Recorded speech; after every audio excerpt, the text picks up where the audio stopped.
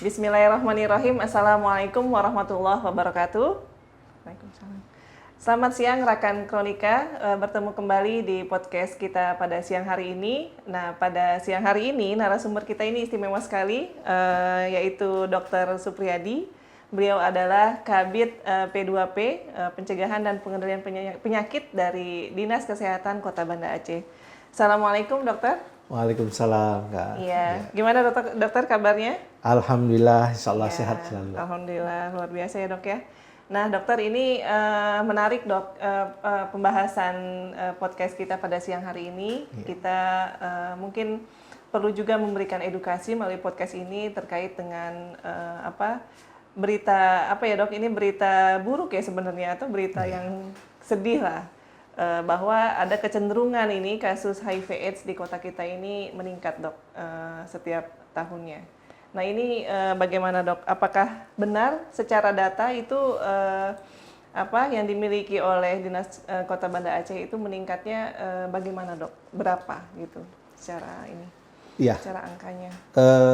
Jadi kalau kita lihat dari laporan yang masuk ke Dinas Kesehatan dan kementerian, karena kita menarik laporan itu dari aplikasi Sistem Informasi HIV/AIDS online, SIHA online, yang dibuat oleh kementerian dan kita bisa menarik data. Jadi memang tren kenaikan itu mulai di tahun 2021. Kalau kita lihat ya. Tahun 2008 kasus pertama kali ditemukan itu ada 5 kasus ya, AIDS. Itu setelah tsunami. Selama 10 tahun ke depan itu progresnya flat, paling tinggi ya sekitar 10 kasus yang dilaporkan. Nah, terjadi kenaikan di tahun 2021 tadi. Nah, untuk kita ketahui tahun 2020 itu COVID. Nah, jadi kita nggak tahu nih trennya bagaimana, tapi informasi yang kita dapat nih kan, pada waktu COVID memang kita tidak boleh ada keramaian. Nah, jadi tidak boleh ada jaga jarak. Nah, makanya pertemuan-pertemuan di hotel ini kalau kita lihat kan nggak ada. Nah, tapi hotel kan harus tetap beroperasi. Ini info yang kami dapat ya. Jadi bagaimana caranya? Ya promo kamar. Nah, kemungkinan terjadi peningkatan kasus di situ. Nah, itu salah satu indikasi. Yang kedua memang perkembangan teknologi saat ini ya, dimulai tahun itu sudah media sosial itu sudah mulai banyak di kita. Dan tren kenaikan sekarang itu memang terkait dengan media sosial dari aplikasi pertemanan, sehingga memudahkan untuk bertemu dengan orang satu dengan yang lain. Nah, terutama untuk komunitas-komunitas yang tertentu. Jadi dari kasus HIV ini meningkat, dari laporan yang kita lihat, faktor resiko yang paling banyak ini adalah yang ditularkan melalui transmisi seksual, yaitu laki-laki seks dengan laki-laki. Biasa kita sebut dengan LSL, itu bahasa programnya. Kalau bahasa awam, gay atau homoseksual. Ya. Nah itu paling banyak. Selain itu ada juga ya heteroseksual, jadi laki-laki dengan perempuan. Selain itu ada apa enggak? Ada. Jadi virus ini bisa diturunkan dari ibu ke anak melalui air susu, ASI, ya, ataupun pada saat persalinan atau dia pada saat hamil. Nah, itu berisiko untuk terjadi penularan. Nah, itulah terjadi peningkatan di akhir-akhir tahun ini. Semenjak tahun 2021 angkanya terus meningkat sampai sekarang. Kalau dari narkoba dokter, ini pertukaran jarum suntik itu yang tidak apa? Jadi dalam program penanggulangan HIV ini ada 4 populasi kunci. Oke. Populasi kunci yang beresiko tertular virus HIV Ya. akibat dari perilaku ya. Ya. Jadi yang pertama itu ada wanita pekerja seks, ya. Ada laki-laki seks dengan laki-laki. Yang kedua ada yang ketiga waria. Ya. Yang keempat penasun, pengguna jarum suntik. Oke. Nah, penasun ini untuk saat ini sangat sedikit sekali. Kita sudah mendata ke rumah-rumah rehab narkoba, rata-rata pengguna narkobanya sabu yang dihisap, bukan yang disuntik, karena mungkin mahal ya. Mahal. Nah, Mahal jadi sekali ya, penularannya melalui jarum suntik itu data yang kami dapat saat ini belum ada. Nah, karena heroin, kokain itu kan mahal. Ya. Jadi virus HIV itu bisa juga menularkan dari jarum suntik yang berganti-ganti. Betul. Tapi sebenarnya kalau dari jarum suntik tidak hanya virus HIV, yang paling gampang itu virus hepatitis. Ya. Nah, Ya. Ini juga ya dok, Iya. tidak kalah ininya nih, Tidak kalah menakutkan. mengerikan, iya. Betul. Seperti TB juga ya dok ya. Ya, Ya. kalau TB penularannya melalui droplet. Ya. Iya, betul. sama kayak COVID. Ya. Iya. Ya. Dok, ini tadi menarik nih dok. Selain tadi ada 4 populasi kunci, dokter juga tadi menyebutkan nih kan ada heteroseksual dok. Itu bagaimana ya dok? Apakah memang juga trennya sama? Dia meningkat juga? Artinya kan ini pasangan yang kita tidak menyangka gitu ya, karena kan hetero ya. Maksudnya disangka ya harmonis gitu ya dok. Itu gimana dokter kalau di kota kita ini? Untuk yang heteroseksual, penambahan kasus ada, tapi memang tidak begitu signifikan. Ya, biasanya memang ibu rumah tangga yang ditularkan oleh suami. Nah, apakah suaminya jajan di luar atau suaminya punya pasangan LSM lain? Iya. Jadi memang ada beberapa kasus untuk menutupi status sosialnya sebagai gay. Seseorang itu dia berkeluarga, tapi dia juga punya pacar laki-laki. Nah, itu yang berisiko terjadi penularan ke pasangannya. Betul. Nah, tapi memang ada juga laporan yang positif tersebut memang pekerja seks, ya, dari hasil wawancara petugas lah. Ada beberapa. Iya. Nah ini ibu rumah tangga nih Rakan ya, jadi kita sangat sedih ya. Artinya kan bagaimana dok intervensi untuk tadi, apakah memang edukasinya sama untuk semua komunitas atau karena kan ibu rumah tangga gitu ya dok, yang menyangka aman ya, bahwa kondisinya sehat, dia tidak pernah kemana-mana gitu dok. Itu edukasinya yang sudah diupayakan? Apakah sama dengan populasi lain dok, populasi kunci tadi yang lain? Jadi untuk edukasi tentunya pada secara umum itu sama, ya. Yang biasa dilakukan step by step oleh puskesmas di tingkat pendidikan menengah, biasanya mereka melakukan penyuluhan ke sekolah dengan program PKPR namanya. Program Kesehatan Peduli Remaja. Nah itu sasarannya adalah anak-anak SMP. Nah, kemudian anak SMA juga dilakukan hal yang sama, bekerja sama juga dengan Dinas Pemberdayaan Perempuan, Keluarga Berencana, DP3 AP2KB dengan program PIKR-nya. Nah, jadi konseling remaja. Jadi bagaimana mempersiapkan keluarga, salah satunya terhindar dari penyakit-penyakit menular. Ya. Ada di BKKBN juga istilahnya generasi berencana, genre ya. Nah, jadi sosialisasinya tetap mulai dari awal. Nah, untuk komunitas-komunitas tertentu memang kita tidak melakukan sosialisasi secara massal, tapi lebih kepada konseling. Mengumpulkan beberapa orang, kita melakukan konseling.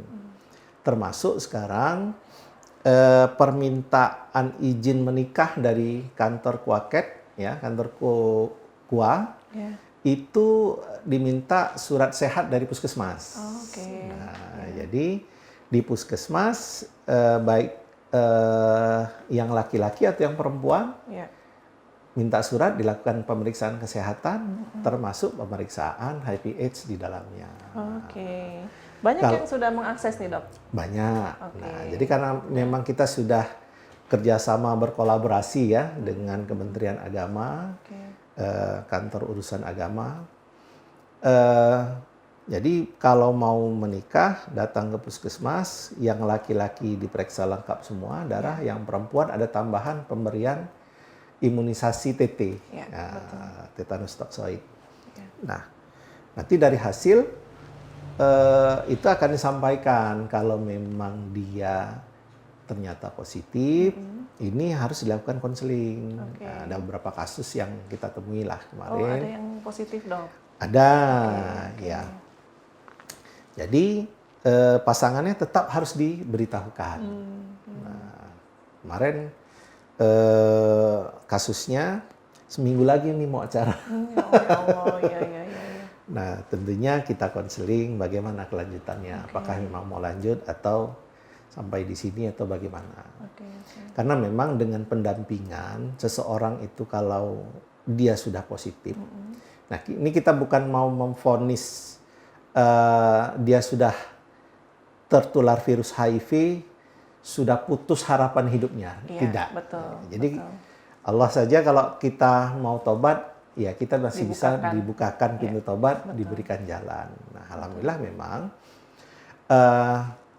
dengan program pencegahan dan pengendalian penyakit yang ada, jadi obat yang ada untuk HIV ini ada antiretroviral virus. ARV, Dok. Obat tersebut memang bukan untuk menyembuhkan, Betul. tapi membatasi perkembangan virus yang ada dalam tubuh. Oke. Nah, jadi kalau dia sudah minum obat, 6 bulan itu dokter akan menyarankan untuk pemeriksaan viral load. Viral load itu jumlah virus yang ada di dalam tubuh. Tubuhnya. Ya. Nah, kalau terjadi penurunan, bahasa kita supresi, Ya. nah bisa program untuk berkeluarga dan punya anak. Oke, ya. Jadi betul. bisa berhubungan, terus tapi tetap dipantau. Betul. Bahkan ada beberapa kasus memang anaknya negatif. Jadi bagi yang memang sudah pernah terjerumus ya atau tertular tanpa sengaja, kita kan juga nggak tahu, itu masih bisa ya menjalankan hidup. Jadi teman-teman kita juga banyak yang berkecimpung di LSM HIV ini juga punya pengalaman seperti itu. Oke. Nah, jadi jangan sampai ada korban-korban selanjutnya. Betul. Ya. Nah, cuma ya untuk ibu rumah tangga ya tetap harus mewaspadai pasangannya. Betul ya. Ya. Betul. Ini rekan kronika jadi memang luar biasa ya bahwa orang dengan HIV/AIDS itu tetap punya harapan ya dokter ya. Artinya kita juga tidak boleh memberikan stigma yang yang melulu dilekatkan kepada orang dengan HIV/AIDS ya dok. Nah ini edukasi kita untuk masyarakat umum juga ini sangat penting gitu ya dok ya. Artinya tadi stigma itu kan masyarakat kan kadang-kadang pahamnya ya udah zina lu udah apa gitu maaf udah kotor gitu ya. Jadi kayaknya HIV/AIDS itu menakutkan sekali gitu ya dok ya, stigma itu. Padahal tadi kan dokter sudah menyampaikan bahwa harapan itu ada ya. Pertama ARV kita bisa minum secara rutin 6 bulan tadi, lalu dikontrol dan didampingi, bahkan punya bisa berkeluarga dan nanti dilihat lagi ternyata yang sudah berkeluarga punya anak dan hasilnya negatif itu ya dok ya tadi ya, beberapa kasus yang positif gitu ya dok. Jadi sebenarnya penyakit HIV itu sendiri sama kayak hipertensi, diabetes, tetap minum obat seumur hidup. Betul. Nah, cuma untuk kita nih yang di daerah syariah lah betul. Karena laporan yang banyak masuk di kita, penularan ini melalui penyimpangan seksual, nah itu yang memang harus diwaspadai. Nah, Kalau menurut saya itu yang harus kita stigma. Nah, jadi kalau misalnya dia kena HIV bukan karena penyimpangan seksual, dia korban, dia istri, anak, bahkan anak juga tanpa tahu apa-apa dia tertular. Kita stigma, dia nggak bisa sekolah, dia nggak bisa mengakses layanan apapun. Betul. Nah, itu kita zalim terhadap dia. Ya. Di kita ada 4 kasus anak, Oke. ya, yang sedang kita tangani. Dan alhamdulillah lancar saja, nggak ada permasalahan apa-apa. Tapi memang kita tidak membuka statusnya di institusi tempat dia berada di mana. Jadi yang memang harus kita waspadai adalah penyimpangan seksual ini memang suatu penyakit kelainan lah secara psikologis, ya. Dan dari hasil wawancara kita kepada pasangan-pasangan yang kita temui, baik itu secara pribadi ataupun yang ditangkap sama Satpol PP ya dengan komunitas, memang kalau sudah pernah melakukan agak sulit untuk menghilangkan. Jadi memang butuh pendampingan medis dan psikolog lah. Medis ya dok ya. Nah, intervensi selain pendampingan dok yang dilakukan pemerintah Kota Banda Aceh ini kan kita ingat juga visi Ibu Wali Kota ya, zero maksiat gitu ya dok ya. Nah itu ya kan, jadi apa intervensi yang sudah dilakukan juga oleh Dinas Kesehatan Kota Banda Aceh ini dok? Selain tadi pendampingan, ada konseling gitu ya dok ya, untuk komunitas tertentu tadi ini. Ya, jadi kita melakukan, kalau di lapangan itu ada mobile clinic. Jadi mobile clinic ini ada tim dari puskesmas, bahkan kita juga melibatkan tim dari klinik swasta. Contohnya klinik dari Universitas Syah Kuala. Jadi turun bersama petugas puskesmas dan LSM penjangkau untuk menjumpai komunitas-komunitas, baik itu ada beberapa orang atau langsung door to door ke kos-kosan, ke rumah-rumah, atau kadang di gelanggang tempat olahraga, ya. Kita melakukan konseling dan sekaligus melakukan screening. Jika ditemukan, tentunya dilakukan pendampingan. Kita harapkan langsung minum obat. Dan stop untuk penyaluran hasrat penyimpangan seksualnya lagi. Jadi tidak boleh melakukan lagi. Kalau memang belum bisa, tidak berganti-ganti pasangan, saya kira, ya. Ya kalau memang bisa itu tidak boleh ada lagi, ya. Karena ini bertentangan juga dengan syariat kita, kan. Betul, ya. Tapi kawan-kawan komunitas ini mengakses ya dok ya?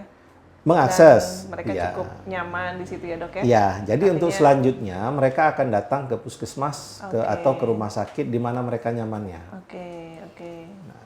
Dari 11 puskesmas yang ada di Kota Banda Aceh ini dok, apakah memang sudah menerima semua? Sudah, ya. Jadi kita ada 20 klinik PDP istilahnya, pendampingan perawatan dan pengobatan. Nah, jadi bisa screening dan langsung pengobatan. Di rumah sakit juga, jadi 11 puskesmas dan ada rumah sakit daerah ya dok? Daerah dan rumah sakit swasta, Peta Medika, Cempaka 5, itu sudah bisa. Karena kadang ada beberapa klien kita yang enggan datang ke puskesmas, kan, nggak enak dilihat orang atau apa, mereka bisa langsung ke rumah sakit. Ya. Nah. Kalau di puskesmas ini BPJS ya dok, ya? Artinya di cover ya? Khusus untuk HIV kita memang tidak memberlakukan kepesertaan BPJS. Jadi dari manapun walaupun dia tidak terdaftar BPJS-nya di sana, tetap kita layani. Kalau tadi dok di rumah sakit swasta tadi? Sama juga. Sama ya? Iya, sama. Karena memang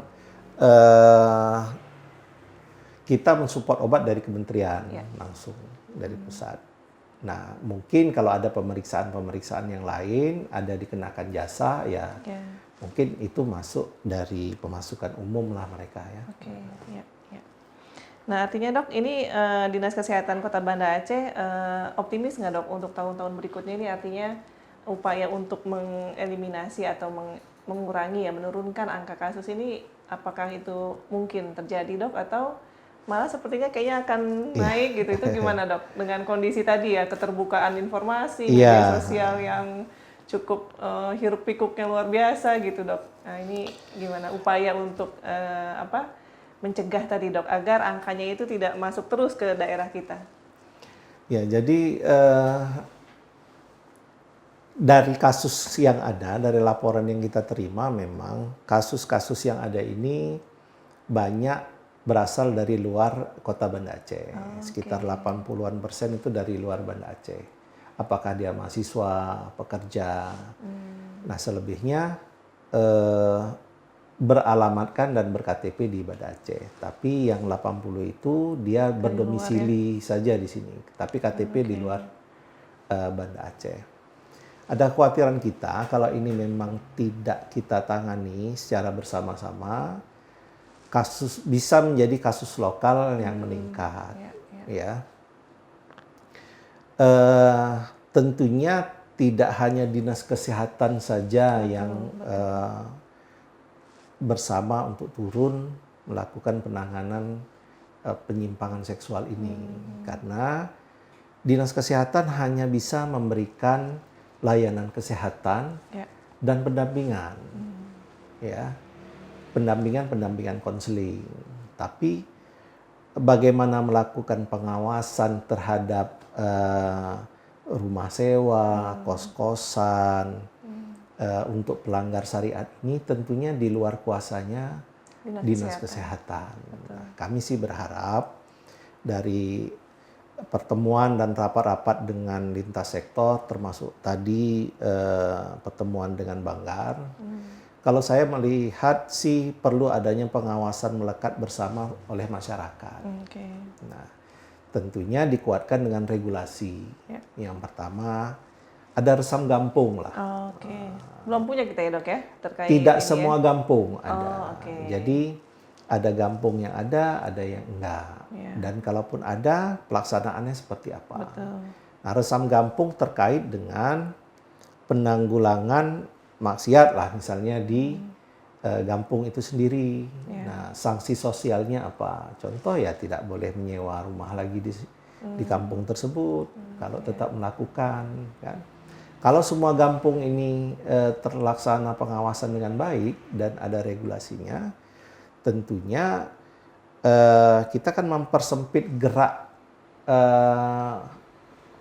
komunitas ini melakukan penyimpangan seksual di Kota Banda Aceh.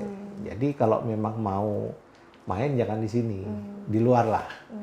Jangan di Banda Aceh, jangan mencoreng tempat kita, jangan sampai kita kena tsunami sekali lagi hanya gara-gara ini. Ya. Jadi tanpa itu agak sulit untuk menekan kasus yang ada.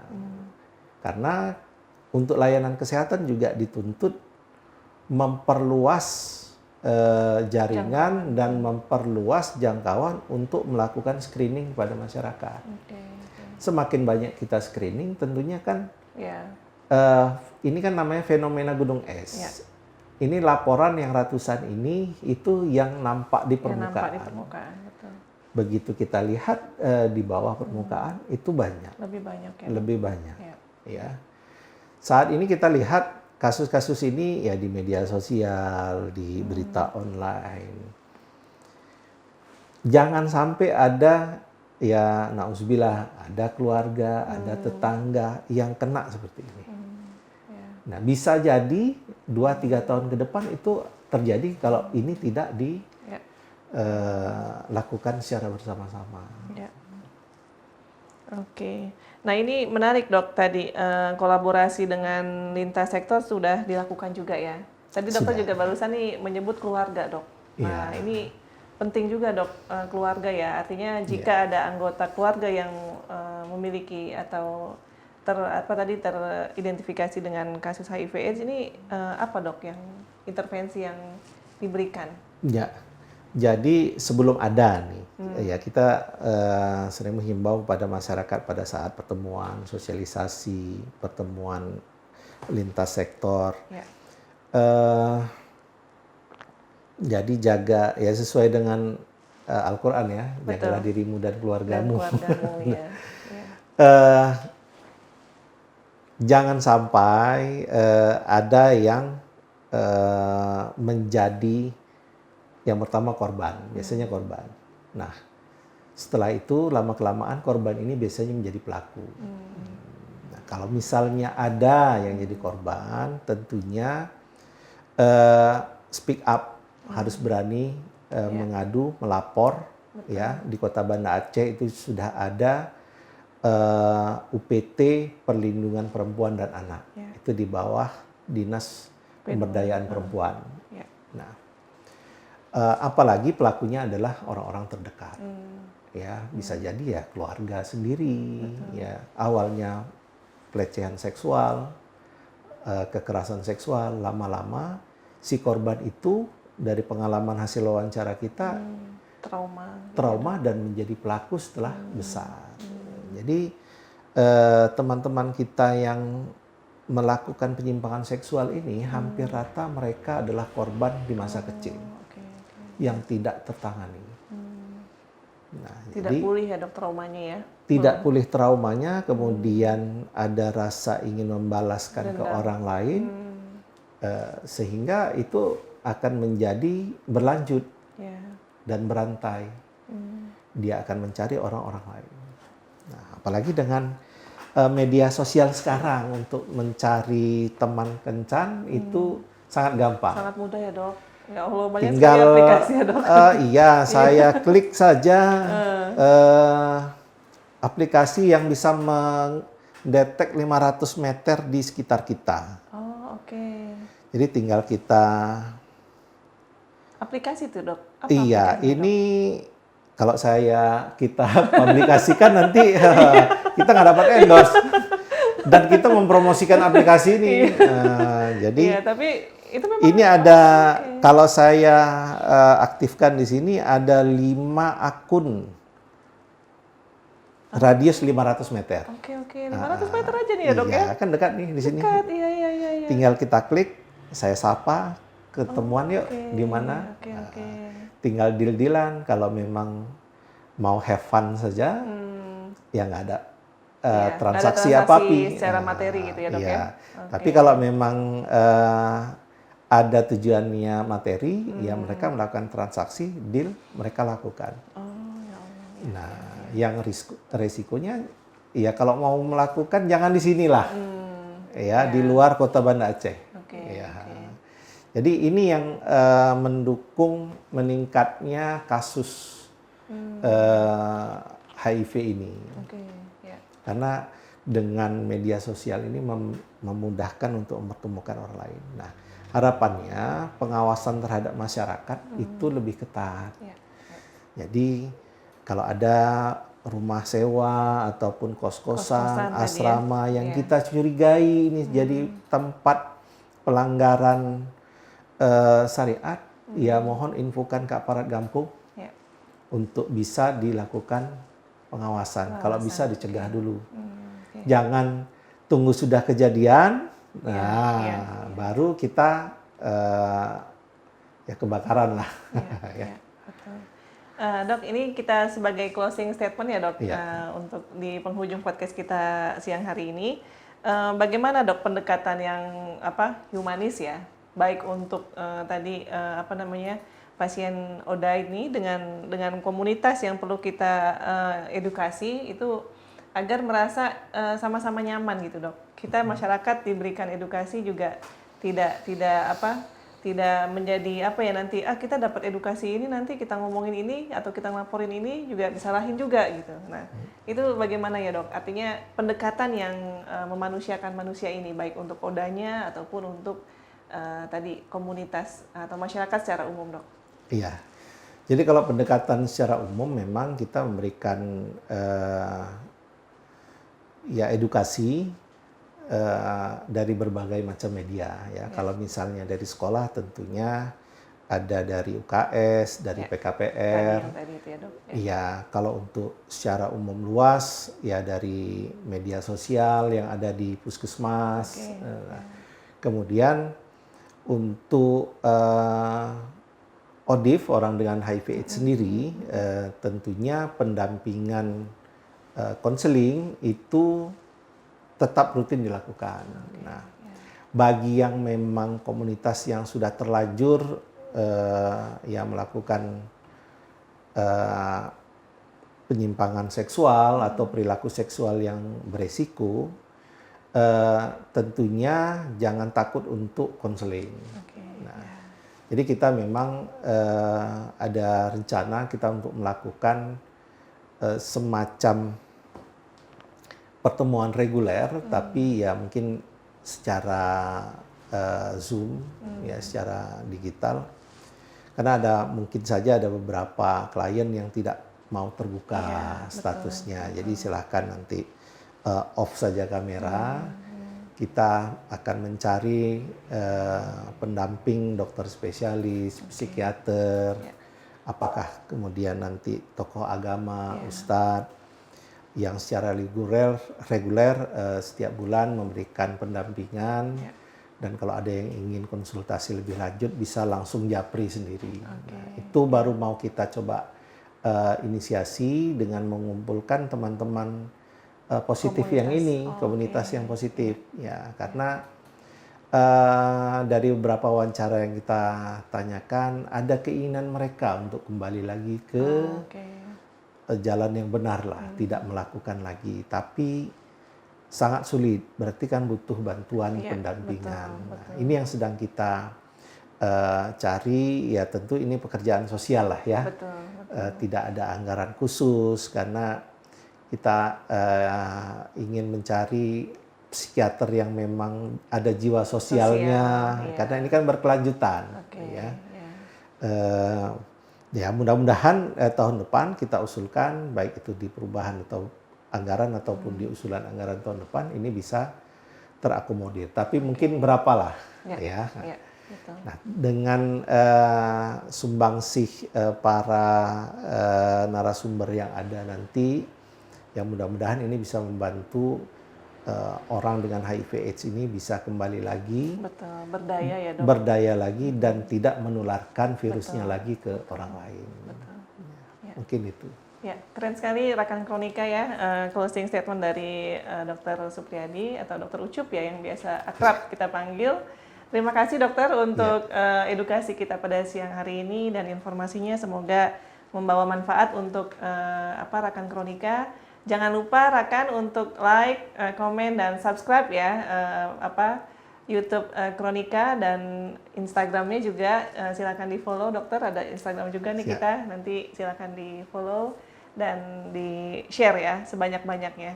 Terima kasih sekali lagi dokter, sampai sama-sama. bertemu dan semoga upaya yang dilakukan oleh Dinas Kesehatan Kota Banda Aceh ini berhasil dan membuat ODIF ataupun masyarakat kita ini terus berdaya ya untuk pencegahan maupun pengendalian penyakit yang ada di Kota Banda Aceh. Saya akhiri dengan wabillahi taufiq wal hidayah. Wassalamualaikum warahmatullahi wabarakatuh. Salam.